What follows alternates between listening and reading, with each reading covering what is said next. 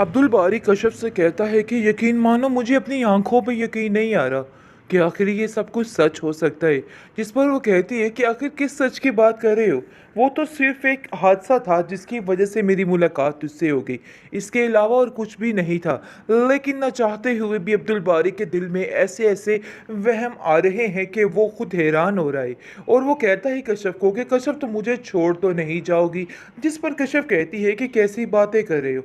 लेकिन मैं तुम्हें इतनी बात बता दूं कि कभी किसी की बातों में आके अपने रिश्ते को ख़राब मत करना, क्योंकि मैं तुम्हारे साथ बहुत सिंसेयर हूँ और ये बात तुम भी बड़े अच्छे तरीके से जानते हो।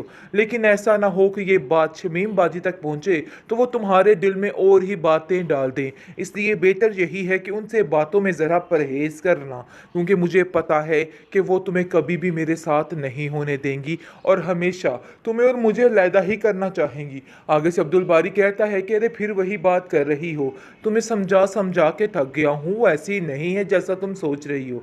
अपने दिल से ये वहम निकाल क्यों नहीं देती। बस कर दो, छोड़ दो। आगे से शमीम कहती है कि अरे भाई क्या हो गया, आप लोगों में काफ़ी खटपट शुरू हो गई है। फिर दोबारा से वही हालात हो गए। मैं तो इतनी खुश हो गई थी कि आप लोगों के हालात आपस में ठीक हो गए, लेकिन फिर से वही तमाशा।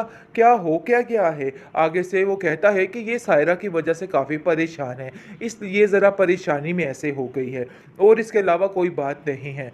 जिस पर शमीम जो है साफ साफ कह देती है कि रज़ा की जो हाल हुआ था, सायरा को उस वक्त उसके पास होना चाहिए था। ये बात तो बिल्कुल तय है, लेकिन सायरा ने ऐसा नहीं किया है। आगे से वो कहती है आप नहीं समझती हैं कि उनके साथ क्या क्या कुछ हुआ है, इसलिए कोई भी बात करने से पहले आपको सोच समझ लेना चाहिए था। हम सायरा आपी को कभी भी फोर्स नहीं करेंगे कि वो उस घर में दोबारा जाएं, क्योंकि हम जानते हैं कि वो लोग इस काबिल नहीं हैं। हाँ, मैं जानती हूँ कि उन लोगों ने माफ़ी मांग ली है, लेकिन कैसे हम अपनी बहन को दोबारा उस जहन्नुम में धकेल दें। लेकिन सायरा बहुत जल्द उसके पास रज़ा के पास भी चली जाएगी, क्योंकि वो जानती है कि वो रज़ा से बहुत ज़्यादा प्यार करती है और रज़ा ने भी सच्चे दिल से माफ़ी मांग ली हुई मुर्तज़ा है के बारे में। यानी कि अब सब कुछ ख़त्म होने वाला है और वो ज़ुलेखा से जाके कहती है कि देख लीजिए, जिस चीज़ का डर था वही हुआ है। जिस पर ज़ुलेखा उसको कहती है किस किस्म की बातें कर रही हो, तुम्हें शर्म नहीं आ रही। कशफ के बारे में किस किस्म की बातें कर रही, मैं ऐसा नहीं यकीन कर सकती, मेरी बेटी ऐसा नहीं कर सकती है। कश्यप कहती है कि आपको बिला वजह इनकी बातों को लेके परेशान होने की कोई ज़रूरत नहीं है।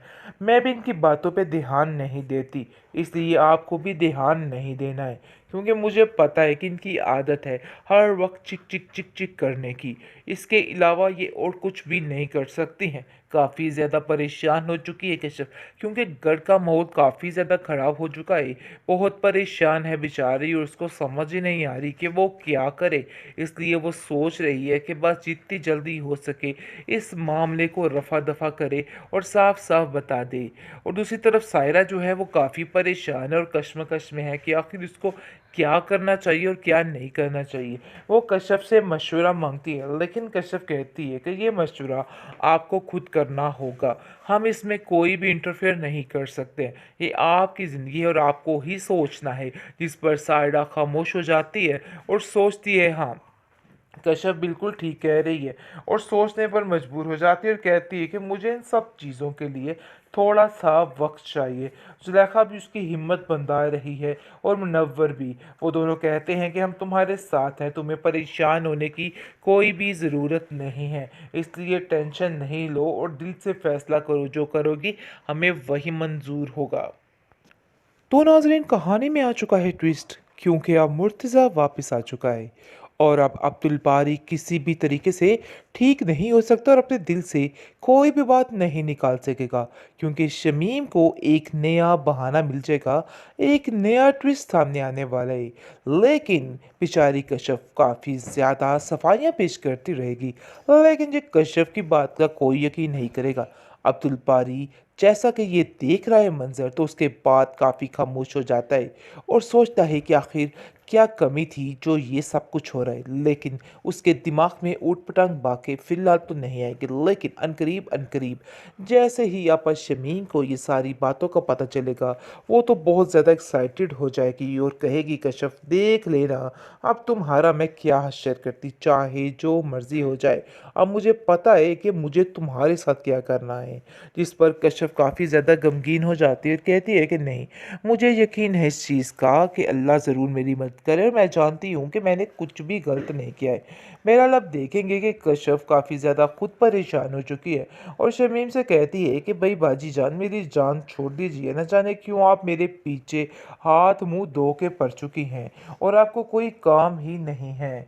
आप अपने कामों पे ध्यान क्यों नहीं देती हैं? पता नहीं आपका क्लिनिक क्यों बंद हो गया है। असल बात यही हुई है, जिस दिन का इसका क्लिनिक बंद हुआ, इसका दिमाग काफ़ी ज़्यादा चलना शुरू हो गया है। दूसरी तरफ रज़ा की जो हालत थी, ये देख कर सारा बहुत ज़्यादा रोती है और बहुत परेशान रहती है। उसकी माँ कहती है कि देखो अभी भी वक़्त है, फ़ैसला तुम्हारे हाथ में है और फ़ैसला तुम्हें अपनी मर्ज़ी के साथ करना है। मैं तुम्हें कुछ भी नहीं कह सकती हूँ, ना ही तुम्हें किसी बात से रोक सकती हूँ और ना ही कुछ कर सकती हूँ। कशिफ उसको कहती है कि कोई भी शमीम आपा की बात में आके कोई फ़ैसला नहीं करेगा, बल्कि सबको अपनी मर्ज़ी के मुताबिक ज़िंदगी गुज़ारने का हक है। दूसरी तरफ शमीम काफ़ी ज़्यादा एक्साइटमेंट में आ चुकी है, क्योंकि वो जानती है कि इस दफ़ा तो ऐसा काम ख़राब करूँगी कि बस सारा कुछ ठीक हो जाएगा। क्योंकि जो वो चाहती थी वो हो चुका। उसको भी पता चल चुका है मुर्तज़ा के बारे में, यानी कि अब सब कुछ ख़त्म होने वाला है। और वो ज़ुलेखा से जाके कहती है कि देख लीजिए, जिस चीज़ का डर था वही हुआ है। जिस पर ज़ुलेखा उसको कहती है, किस किस्म की बातें कर रही हो, तुम्हें शर्म नहीं आ रही? कश्यप के बारे में किस किस्म की बातें कर रही? मैं ऐसा नहीं यकीन कर सकती, मेरी बेटी ऐसा नहीं कर सकती है। कश्यप कहती है कि आपको बिलावजह इनकी बातों को लेके परेशान होने की कोई ज़रूरत नहीं है। मैं भी इनकी बातों पे ध्यान नहीं देती, इसलिए आपको भी ध्यान नहीं देना है, क्योंकि मुझे पता है कि इनकी आदत है हर वक्त चिक चिक चिक चिक करने की। इसके अलावा ये और कुछ भी नहीं कर सकती हैं। काफ़ी ज़्यादा परेशान हो चुकी है कश्यप, क्योंकि घर का माहौल काफ़ी ज़्यादा ख़राब हो चुका है। बहुत परेशान है बेचारी और उसको समझ ही नहीं आ रही कि वो क्या करे। इसलिए वो सोच रही है कि बस जितनी जल्दी हो सके इस मामले को रफ़ा दफ़ा करे और साफ साफ बता दे। और दूसरी तरफ सायरा जो है वो काफ़ी परेशान है और कश्मकश में है कि आखिर उसको क्या करना चाहिए और क्या नहीं करना चाहिए।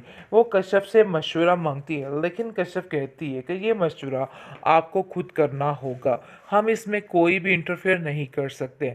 ये आपकी ज़िंदगी है और आपको ही सोचना है। जिस पर सायरा खामोश हो जाती है और सोचती है, हाँ, कश्यप बिल्कुल ठीक कह रही है, और सोचने पर मजबूर हो जाती है और कहती है कि मुझे इन सब चीज़ों के लिए थोड़ा सा वक्त चाहिए।